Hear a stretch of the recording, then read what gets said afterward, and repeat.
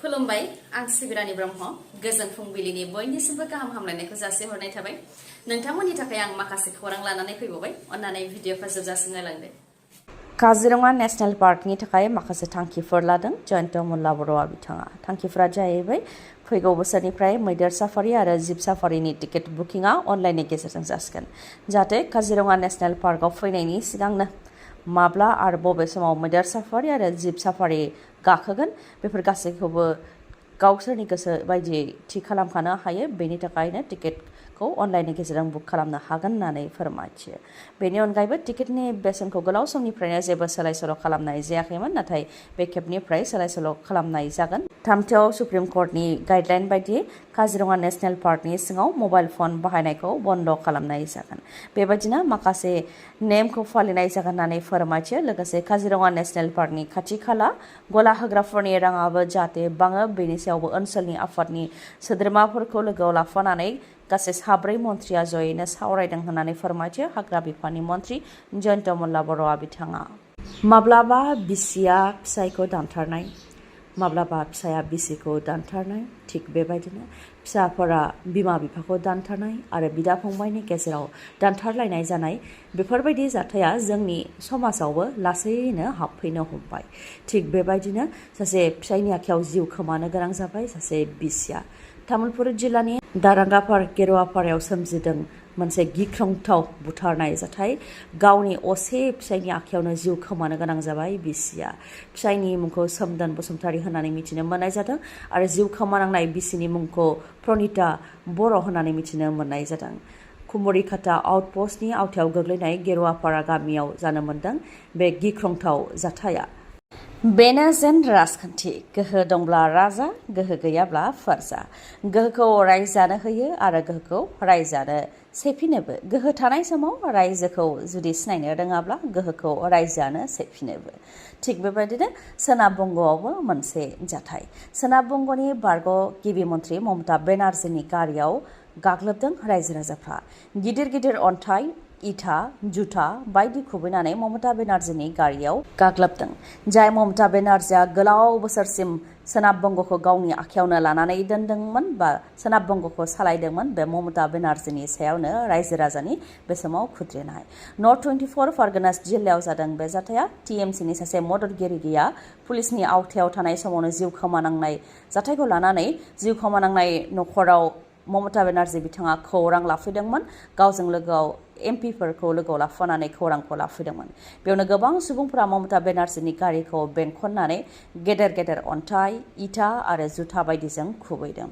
जुदि बेफोर अन्थाइफोरा ममता बेनार्जीजों लोगोसे एमपिफोरनाव नांनायमोनब्ला बिथांमोनहाबो बे समाव जायगायावनो जिउ खोमानो गोनां जागौमोन बेखौ फोरमायथिदों पुलिसाबो जेबो रैखाथि होआखै बिजेपिखौसो उल्थायै रैखाथि होदों होननानै अजदखौ होयो टिएमसिनिफ्राय सासे बिमाया गावनि फिसाखौ बेसेबां मोजां मोनो आरो बेसेबां अनो बेनि मोनसे बिदिन्थि फिसाज्लाखौ जाब्रथाय जानाय खौरां मोननाय लोगो लोगोनो बिमायाबो जिउ खोमायो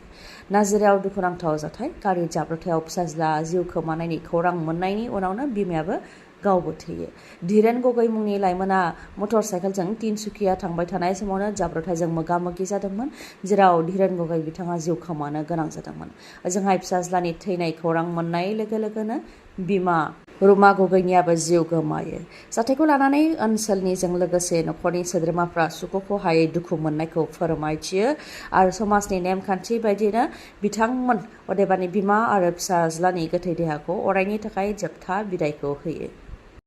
आसामाव जानाय गिख्रंथाव दैबानाखौ हादरनिनो मोनसे जेंना होननानै फोसावनांगौ होननानै आसुआ दाबि दैखांदों नाथाय डक्टर हेमन्त बिश्व शर्माया आसुनि बे दाबिखौ लानानै गोरलै खोथा बाथ्राफोरखौ बुङो आसामाव दैबानाजों सा 95 सुबुं थैनायनि उनावबो प्राइम मिनिस्टार नरेन्द्र मोदी आरो होम मिनिस्टार अमित शाह बिथांमोनहा आसामाव फैयैखौ लानानैबो गोख्रोङै सोंखारिदों आसुनिफ्राय आसुआ बुंथियो दि आसामाव दैबाना जानायजों 1947 मायथाइनिफ्राय दासिम बेसेबां सुबुङा जिउ खोमानो गोनां जाबोखो बेसेबां हा खुरखा जाबोनो गोनां जाबोखो बेसेबां हा खहा जाखो बेसेबां न' बां आरो जिब जुनार जिउ खहा जाबोखो बेफोरनि डाटाखौ सिगाङाव फोसावनानै होग्रो आसाम सरकारा बेनि उनाव आसामनि दैबानानि जि जेंना बियो नेशनेल बा हादरनिनो जेंना जानांगौ ना जानाङा बेखौ गिबि मन्थ्रिया फोसावनानै होनानै आसुनिफ्राय गोख्रोङै दाबि खालामो। बेनि अनगायैबो आसामाव दैबाना जानायखौ लानानै सोरखारा नागालेन्डआव आयेन बेरेखा खैला जावनायनि थाखाय मेघालय, भुटान, अरुणाचल बायदियाव बान्दो बेखेवनानै हरनायनि थाखाय जादों आरो गुबुन रायजो जानायनि थाखाय जेबो नारसिननानै खोथा बाथ्राफोरखौ बुंनो हाया होननानै आसाम सोरखारा बुंथियो। बे बेलायावबो आसुनिफ्राय बुंथियो दि बेखौ जाहाथे मिरु सोरखारनि हेफाजाबजों बेफोर रायजोआव जानाय आयेन बेरेखा खामानि आरो बान्दो बेखेवनायखौ बन्द खालामनो थाखाय रायलायो, बेनि थाखाय दाबि दैखाङो। बेनिखायनो आसामनि दैबानानि जेंनाखौ हादरनिनो जेंना महरै नायनो थाखाय दाबि दैखाङो आसुनिफ्राय। दासिमबो प्राइम मिनिस्टार नरेन्द्र मदि बिथाङा आसामाव दावबायफैयैखौ लानानैबो बुंथियो दि गुजरातआव जेब्ला दैबाना जादोंमोन अब्ला साननैनि उनावनो प्राइम मिनिस्टार नरेन्द्र मदि बिथाङा बेयाव नुजाथिहैदोंमोन। नाथाय आसामाव दैबानाजों 95निबो बांसिन सुबुं थैनायनि उनावबो प्राइम मिनिस्टार नरेन्द्र मदि आरो हम मिनिस्टारा दासिमबो खेबसेबो नुजाथिफैयाखै। नाथाय बिसायख'थिनि समाव बिथांमोनहा सप्तायाव खेबनैयै आसामाव दावबायफैयो होननानै गोख्रोङै सोंखारियो। पुलिसनि आखायाव हमजादों फिन 3 सिखाव। गोलाव समनिफ्रायनो गोबां सिखाव खावनायजों लोब्बा थाबोनाय 3 सिखावखौ बशिष्ठ पुलिसा हमनो हादों। हमजानाय 3 सिखावफोरनि मुङा फारियै काहिलिपारानि बिशाल बर',